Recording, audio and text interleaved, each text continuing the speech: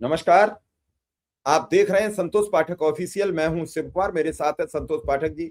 संतोष जी का बहुत बहुत स्वागत, बहुत बहुत अभिनंदन। बहुत बहुत धन्यवाद शिव जी। तमाम दर्शकों को नमस्कार। और एक के बाद एक रिकॉर्ड बनते जा रहे हैं।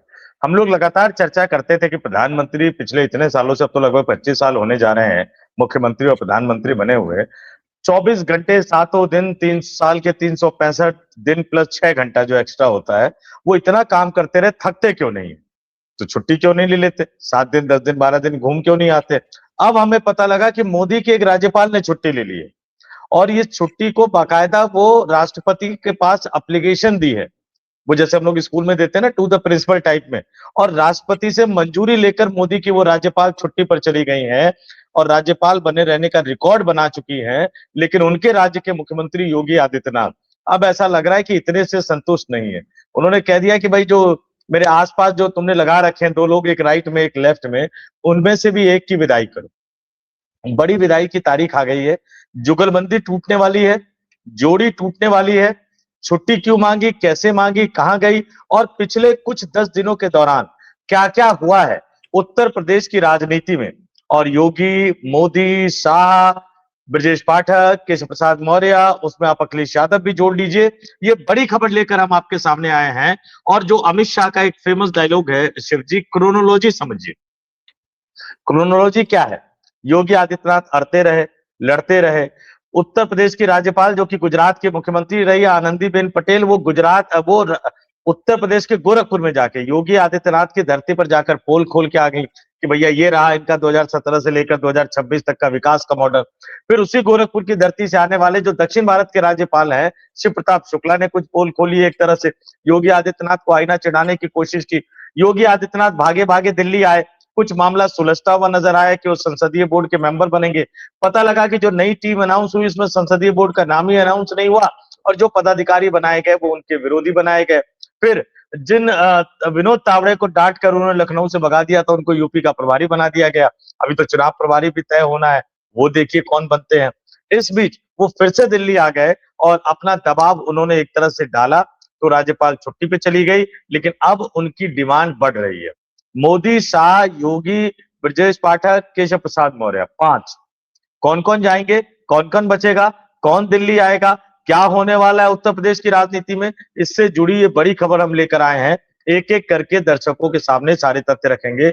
हमेशा की तरह शुरुआत शिव जी अपने शानदार अंदाज में करेंगे। सिर्फ कुछ मिनट हमारे साथ दर्शक बने रहे। हमने जो शुरू में बताया वो झांकी है, थोड़ा थोड़ा सा विस्तार से उसको एक एक मिनट बताएंगे, तो 12, 13, 15 मिनट से ज्यादा बड़ी ये वीडियो होगी नहीं। जी शिव जी। कहा वर्षा जब कृषि सुखानी, खेती सूख गई तो अगर बरस भी जाए तो कुछ फायदा नहीं होता। उन्हें जो कहना था, और ये पहला मौका था कि किसी मुख्यमंत्री के गृह जनपद में और उसी की मौजूदगी में एक राज्यपाल उसका किला ध्वस्त करे। किला ध्वस्त हो रहा था, मुख्यमंत्री जी टुकुर टुकुर देख रहे थे। वो गाना है नहीं, टुकुर टुकुर देखते हो क्या, टुकुर टुकुर देखते रहे। उन्होंने पूरा गाना गा दिया, कुछ नहीं कर पाए। 3 राज्यपाल बदले जाने, जिनमें प्राथमिकता पर उत्तर प्रदेश, नंबर 2 पर मध्य प्रदेश, नंबर 3 पर कर्नाटक, और तमिलनाडु के राज्यपाल को भी बदलना लगभग तय माना जा रहा है। 2 से 3 बड़े केंद्रीय मंत्रियों का इस्तीफा होगा। उनमें शीर्षस्थ मंत्री होंगे, आप खुद समझ जाइए कि वो राज्यपाल की कतार में बैठा दिए गए हैं। जल्द वो राज्यपाल नजर आएंगे। उत्तर प्रदेश किसके हिस्से में आएगा ये अभी कहना मुश्किल है। मुझे लगता है, जहां तक हो सकता है, कि जेपी नड्डा उत्तर प्रदेश के राज्यपाल। कई चीजें बड़ी साफ हैं, आईने की तरह। धूल चेहरे पर जमा थी, वो आईना साफ करते रहे। योगी आदित्यनाथ ने एक प्रदेश में ऐसा एक नैरेटिव गढ़ दिया है, उन पर जातिवाद भी होने का आरोप लगाए। उनके एक और बहुत ताकतवर अधिकारी हैं, वो भी 1 साल की छुट्टी पर जा रही हैं। 3.5 साल से एक जगह कमिश्नर बनी हुई हैं, बहुत लंबे समय से जमी हुई हैं। आप ये सोचिए, उत्तर प्रदेश में जातिवादी सिस्टम चला के सत्ता में आना बहुत मुश्किल है संतोष, बेहद कठिन काम है। क्योंकि कोई 150 सीटों का तो चुनाव नहीं है, 403 सीटों का चुनाव है। कल अखिलेश यादव ने एक पोस्ट करके वैसे ही रायता फैला दिया है। उन्होंने कहा कि आप 71 सीटें तो जयंत को देने जा रहे हैं, 39 सीटें राजभर को देने जा रहे हैं। बीजेपी के पास बचेंगी 240 सीटें। अब 242 सीटों में लड़कर कितनी जीतेंगे? हालांकि उनका 90% अभी आया था महाराष्ट्र में स्ट्राइक रेट। अगर 90% आ गया तो फिर उनकी 200 हो जाएंगी, वरना तो 200 से गए काम से। अब इस उलझन में मुख्यमंत्री क्या करें? मुख्यमंत्री चाह रहे हैं हमारे एक ही तीर से सब शिकार हो जाएं। ब्रजेश पाठक भी हट जाएं, केशव प्रसाद मौर्य भी हट जाएं, राज्यपाल भी हट जाएं, और हमारे जो आरएसएस के नेता हैं अनिल सिंह, उनका बर्दाश्त बना रहे, बाकी सब हम खुद देख लें। तो सारे काम नहीं हो सकते। वो हम छोटे पे खेल खेलते थे, हाथ में आम पकड़ के ये आम चूस लें, ये खट्टा निकल गया, फिर ये चूस ले, ये भी खट्टा निकल गया, फिर बगल वाले से कहते तू भी अपना चेक कर, तो वो कहता था मीठा निकल गया, फिर हम दोनों अपने पकड़ के कहते थे मेरे दोनों आम मीठे, मेरे दोनों आम मीठे। अब ये खेल नहीं चलेगा। अब तो दिल्ली तय करेगी, क्योंकि पूरे 5 वर्ष दिल्ली आप पर शिकंजा कसती रही और शिकंजा कस नहीं पाई। आपसे पहले शिकंजा कसा तो आपने चंदौली में बयान दे दिया कि मैं मठ चला जाऊंगा। वो लोग सोचें जो सत्ता के बल बैठे हैं। केशव प्रसाद मौर्य, ब्रजेश की कपकपी छूट गई, क्योंकि काम तो सब जो किया वो योगी आदित्यनाथ ने किया, लेकिन चपेट में तो सब आएंगे। आजम के यहाँ आज भी ईडी की रेड पहुंच गई है, और भी बहुत लोग चपेटे में आए हैं। ढेरों ब्राह्मणों का एनकाउंटर हो गया, यादवों का हो गया, मुसलमानों का हो गया। चुनाव के समय ही तो बदला लिया जाता है, बाकी समय तो चुप्पी रहती है। अब चुनाव में जवाब देना पड़ेगा। सिर्फ और सिर्फ अब अगस्त बीत रहा है, सितंबर, अक्टूबर, नवंबर, दिसंबर, जनवरी, 5 महीने बचे हैं। 5वें महीने में आप चुनावी मैदान में कूद जाओगे। वो तो अभी कूदने को तैयार थे नवंबर में। वो तो जैन जी ने ऐसा रायता फैला दिया, ना मोदी पी पा रहे हैं, ना योगी पी पा रहे हैं, ना शाह पी पा रहे हैं। रायता पूरा सड़क पर और आज बिहार में फैला हुआ है।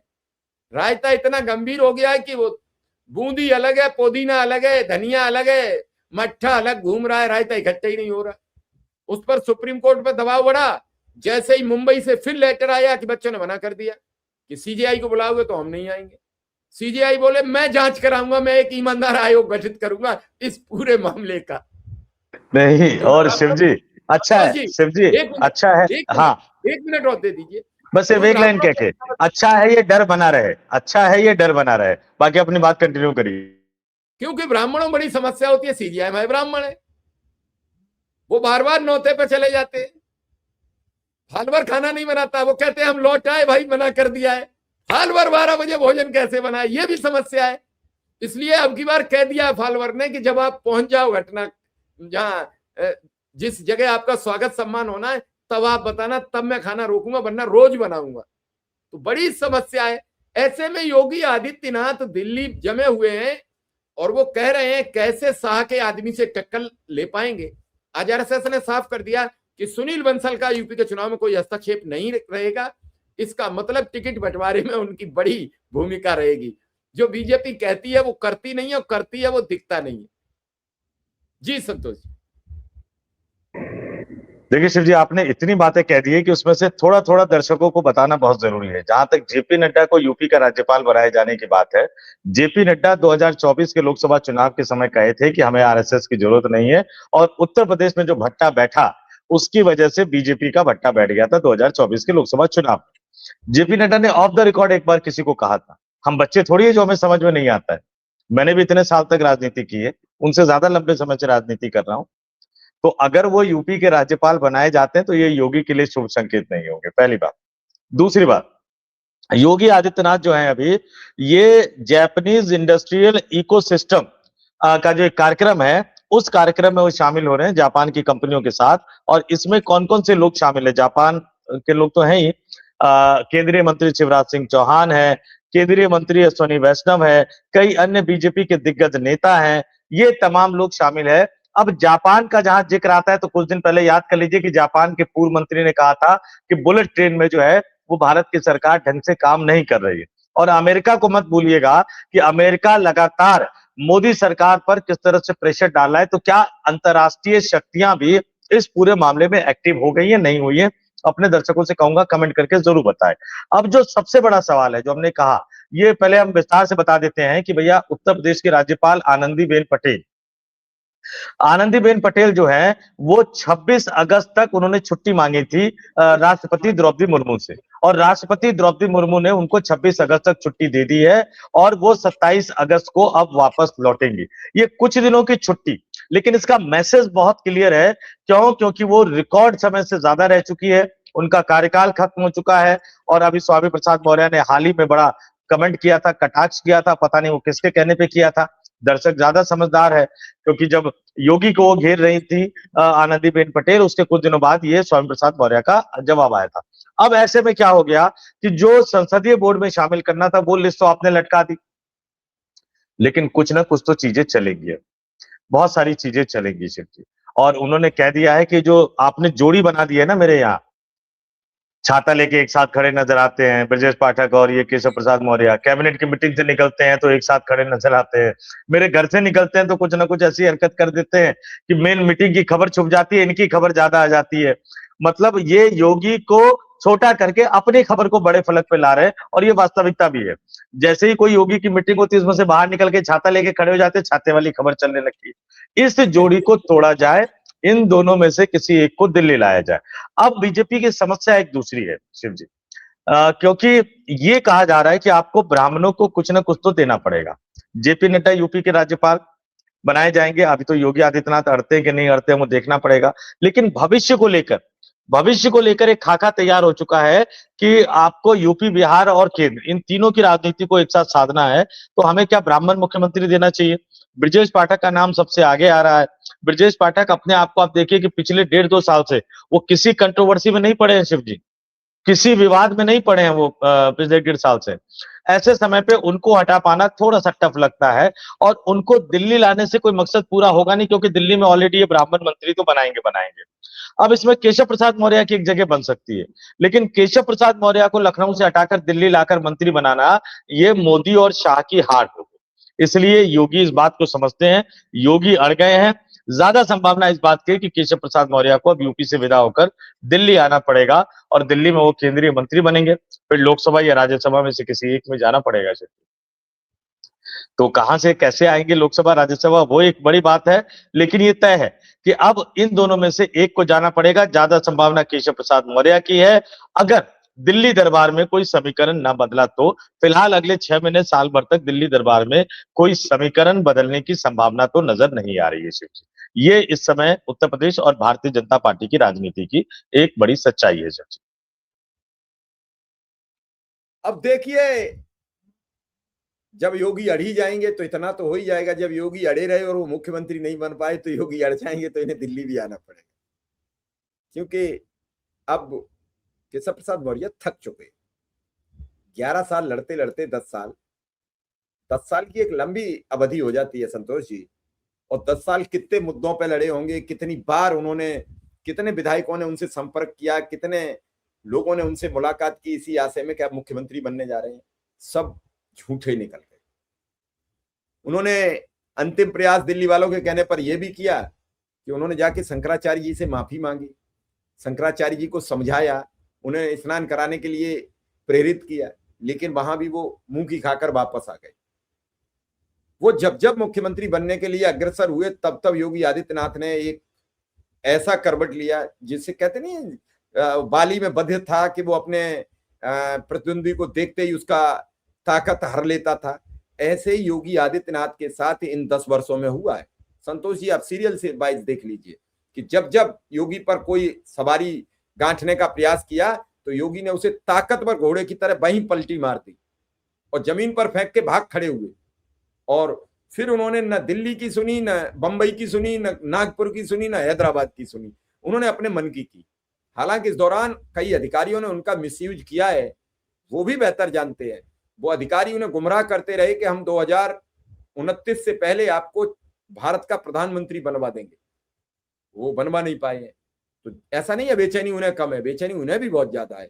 और बेचैनी इसलिए भी ज्यादा है कि जाते जाते कुछ सरगम चांस ऐसे बन रहे हैं, कुछ टर्म्स ऑफ कंडीशन ऐसे बन रहे हैं कि आने वाले टाइम में कहीं बीजेपी का दिया न बुझ जाए और दिया बुझ गया तो योगी आदित्यनाथ को कितना कष्ट झेलना पड़ेगा ये तो योगी आदित्यनाथ ही जान सकते हैं। लेकिन राजनीति में सब जिंदा रहते हैं, राजनीति में कहीं कोई मृत प्राय नहीं होता है। हम लोग सोचते थे 2014 में जब आरएसएस ने कहा कि एक बार हिंदू राष्ट्र बनना चाहिए, हम आप सब इसी परिकल्पना पर सम्मिलित हुए, सरकार बन गई, क्या बिगड़ा कांग्रेस का? एक साल में ही हमने उनकी सरकार चलाने की कार्यशैली समझ ली तो हम ही ने सवाल करना शुरू किए, हमारा ही बिगड़ा, उनका क्या बिगड़ा? कांग्रेस ही तो जस के तस है, हुआ तले था, वो चुनाव हार जाते हैं, घर चले जाते हैं। सरकार नहीं चाहती है कोई सवाल करने वाला बचे, इसलिए कई मंत्रालयों को तो अभी सुपारी दी गई है, उनसे कहा गया है कि अपना मंत्रालय की 15 से 20 दिन में अपनी परफॉर्मेंस तय कीजिए। हालांकि कुछ ऐसे भी पत्रकार अभी सूत्र उतर गए हैं कि वो दिन भर झूठ बोलते हैं, दिन भर वो कभी 400 सदस्य बता देते हैं बीजेपी के पास हैं, कभी 362 लोकसभा सदस्य बता देते हैं, दिन भर चैप्टर लिखते हैं और सफेद झूठ लिखते हैं। उनसे भी बड़ा बीजेपी का नुकसान हो रहा है और वो ये साबित करने पर तुले रहते हैं कि अंदर वाली खबरें हमने आपको बता दी। अच्छा, उन्होंने 10 नाम लिख दिए। संतोष पाठक जी तो रोज कह रहे थे स्मृति ईरानी बनेंगी, वो भी लिख रहे थे स्मृति ईरानी बनेंगी, बाकी उनका एक भी नाम उठा लो जो उस लिस्ट में हो। हमने तो ये भी बता दिया था ये नाम नहीं होंगे, हमने बता दिया दुष्यंत गौतम नहीं होंगे, हमने बता दिया था कि अरुण सिंह हटेंगे, हमने बता दिया और लोग भी हटेंगे, सोशल मीडिया अमित मालवीय हटेंगे, पहले ही बता दिया। और शिवजी, स्मृति ईरानी 2 महीने पहले बताया था हमने, 2 महीने पहले बताया था कि स्मृति ईरानी है, और धर्मेंद्र प्रधान भी सबसे पहले बताया था। उन बड़े वरिष्ठ पत्रकारों ने, जहां तक मैं समझ रहा हूं, वो एक नेता के पीए रहे हुए हैं, आजकल वो बड़े संपादक हो गए हैं। उन्होंने इस्तीफा देने से एक दिन पहले देर रात को उन्होंने कहा था धर्मेंद्र प्रधान इस्तीफा नहीं देंगे। मैंने उस पर कमेंट करके कहा, उनकी क्या गलती है? हाँ, कोई नहीं हटा सकता, उनकी क्या गलती मैंने उस पर रिपोस्ट करते हुए कहा था कि भाई साहब संपादक महोदय, आप अपने सूत्र को क्रॉस चेक कर लीजिए, प्रधान का इस्तीफा तो उसी दिन हो चुका था, उसी दिन हो चुका था। हाँ, आपको कोई नहीं बता रहा है। और इस खबर का भी एक पुख्ता केशव प्रसाद मौर्य का पलटवार आ गया है शिव जी, ये संदेशा केशव प्रसाद मौर्य तक पहुंच गया है, केशव प्रसाद मौर्य का पलटवार आ गया है। योगी आदित्यनाथ के सपनों को तोड़ते हुए वो कह रहे हैं कि यूपी में विधायकों के टिकट का फैसला यूपी के स्तर पे नहीं होगा, मतलब योगी आदित्यनाथ नहीं करेंगे, ये फैसला कौन करेगा? ये संसदीय बोर्ड करेगा। अब इसमें देखिए उस संसदीय बोर्ड में योगी जाने वाले हैं कि नहीं जाने वाले हैं, क्योंकि जो समझौता हुआ था उसमें यह था कि योगी आदित्यनाथ संसदीय बोर्ड में जाएंगे। मैं केशव प्रसाद मौर्य का जो पलटवार है वो भी दर्शकों को दिखाना चाहूंगा, बड़ा जबरदस्त पलटवार किया है। देखिए तेजी से किस तरह से उत्तर प्रदेश की राजनीति बदलती हुई नजर आ रही है। हालांकि कई सारी बातें ऐसी होती है जो आप उसको कह नहीं सकते, लेकिन जिस दिन केशव प्रसाद मौर्य की तबीयत खराब हुई थी, जब 2017 के विधानसभा चुनाव के बाद मुख्यमंत्री का फैसला हो रहा था और ओम माथुर जो प्रभारी थे और वो सारे लोग बैठे हुए थे, अचानक केशव प्रसाद मौर्य की तबीयत खराब हो गई, राम मनोहर लोहिया हॉस्पिटल में ले जाया गया। बाद में आया कि वो मुख्यमंत्री नहीं बन रहे हैं, उस समय मनोज सिन्हा का नाम था। मैंने व्यक्तिगत रूप से उनको कहा था, केशव जी अब यूपी के मुख्यमंत्री की कुर्सी बड़ी दिलचस्प है, एक बार हाथ से चली जाती तो फिर दोबारा हाथ नहीं आती है, फिर टकटकी लगाए लोग देखते ही हैं उसको। अजीत सिंह को याद कर लीजिए, चौधरी चरण सिंह के बेटे अजीत सिंह कुर्सी के इतने नजदीक पहुंच गया, मुलायम सिंह यादव ने ऐसी पटखनी दी कि जिंदगी भर अजीत सिंह उत्तर प्रदेश के मुख्यमंत्री नहीं बन पाए। हालत ये हो गई कि चौधरी चरण सिंह जिन्होंने मुलायम सिंह को नेता बनाया, उस चौधरी चरण सिंह के पोते के लिए मुलायम सिंह यादव के बेटे अखिलेश यादव बार बार चौवन्नी का शब्द इस्तेमाल करते हैं। ये राजनीति में अगर एक बार पिछड़ गए ना तो पिछड़ गए। और यूपी के मुख्यमंत्री की कुर्सी बड़ी, वो कहते हैं ना, माया बड़ी ठगनी टाइप की होती है, एक बार हाथ में आ गई तो आ गई, नहीं आई तो फिर हाथ में नहीं आएगी। अब केशव प्रसाद मौर्य भी हाथ पांव मार रहे हैं। भास्कर को उन्होंने एक लंबा चौड़ा इंटरव्यू दिया है शिव जी, और ये लंबा चौड़ा इंटरव्यू बताता है हमारे पास खबर थोड़ी सी देर से पहुंची, इस बात को मैं मानता हूं, कहीं कोई दो राय नहीं है। केशव ने इंटरव्यू दे दिया पहले, यानी उनके पास खबर पहुंच गई कि योगी जी ने दिल्ली दरबार को कह दिया कि हटाओ। और क्या कह रहे हैं केशव प्रसाद मौर्य? केशव प्रसाद मौर्य कह रहे हैं कि सर्वे लगातार होते रहते हैं, हमारा जो ओरिजिनल सर्वे है वो बाहर आएगा नहीं। लेकिन मैं 17 का भी सर्वे लाया था, 14 का भी सर्वे लाया था, समाचार प्लस में था और डंके की चोट पर हमने दिखाया था। हाँ, उससे थोड़ा सा आगे जरूर बढ़ गए थे, क्योंकि 65 सीटें 2014 के लोकसभा चुनाव में मैंने दिखाई थी, 73 पर ये लोग पहुंचे थे, और 267-68 के आसपास 17 का विधानसभा चुनाव का दिखाया था, 325 पर ये पहुंचे थे, लेकिन उससे ऊपर पहुंचे थे, कम नहीं आए थे। अब ये कह रहे हैं कि हर चुनाव में 403 सीटों में से बहुत सारे विधायकों के टिकट कटते हैं, नए लोगों को मौका मिलता है, मगर किसका टिकट कटेगा, किसको मौका मिलेगा, ये केशव प्रसाद मौर्य और यूपी भाजपा तय नहीं करती है। किसकी टिकट कटेगी ये केंद्रीय संसदीय बोर्ड तय करता है। ये देखते हैं कि क्या किसी को आगे की किसी कार्य योजना में लगाना है, मतलब वो समझ रहे हैं कि संसदीय बोर्ड देखता है कि किसी को किसी दूसरे काम में लगाना है क्या, तो केशव प्रसाद मौर्य का दूसरा काम आने वाला है। कोई चाहे चुनाव लड़े, कोई चाहे संगठन का काम करे, हर भूमिका में कार्यकर्ता अपना दायित्व निभाते हैं। तो आप ये मान लीजिए कि सब कुछ लगभग तय हो चुका है। केशव प्रसाद मौर्य को समझ में आ गया है, दिल्ली दरबार गुजराती लॉबी ने रणनीति बदल दी है कि आनंदीबेन पटेल और केशव प्रसाद मौर्य, अब ये बड़े नेताओं के जरिए तो आप योगी को नहीं रोक पाए हो, तो आप छोटे छोटे लोगों को दिल्ली से प्लांट करो। किसी को मीडिया प्रभारी बनाओ, किसी को प्रवक्ता बनाओ, किसी को प्रदेश टीम में रखो, किसी को प्रदेश अध्यक्ष बनाओ, किसी को प्रदेश प्रभारी बना दो, किसी को प्रदेश का सह प्रभारी बना दो, यूपी से आने वाले योगी विरोधी को राष्ट्रीय महासचिव बना दो, और आने वाले दिनों में चुनाव प्रभारी और सह चुनाव प्रभारी भी कुछ इसी तरह से नियुक्त होंगे। ये लड़ाई थमने वाली, रुकने वाली नहीं है। योगी दिल्ली में है और अगले 48 घंटे बहुत महत्वपूर्ण है, क्योंकि विशाखापट्टनम में जो राष्ट्रीय स्वयंसेवक संघ की बैठक आज शुरू हो गई है, 3 दिनों की बैठक है, और संघ से जुड़े भारतीय जनता पार्टी, विश्व हिंदू परिषद, अखिल भारतीय विद्यार्थी परिषद, इन तमाम 32 संगठनों के राष्ट्रीय अध्यक्ष और महासचिव उस बैठक में शामिल है। चंदा चोरी चढ़ावा कांड मत भूलिएगा, क्लीन चिट वाली बात आ रही है वो भी मत भूलिएगा, योगी आदित्यनाथ के संसदीय बोर्ड में जाने की बात आ रही है वो भी मत भूलिएगा, केशव प्रसाद मौर्य के दिल्ली आने की बात हो रही है वो भी मत भूलिएगा। इन सब कुछ को लेकर आंध्र प्रदेश विशाखापट्टनम में हो रही आरएसएस की बैठक में गुफ्तगू तो जरूर होगी शिव जी। फैसला दिल्ली दरबार में होगा, लेकिन ये मान लीजिए। चलिए इस खबर को यहीं विराम देते हैं, दर्शकों के ऊपर छोड़ते हैं, किसको दिल्ली मिलेगी, किसको मिलेगा घर। और आप लोग अगर सहमत हैं तो बताएं जरूर कि केशव प्रसाद मौर्य को दिल्ली जाना चाहिए या नहीं। आपका बहुत बहुत आभार, बहुत बहुत धन्यवाद। बहुत बहुत धन्यवाद और आभार।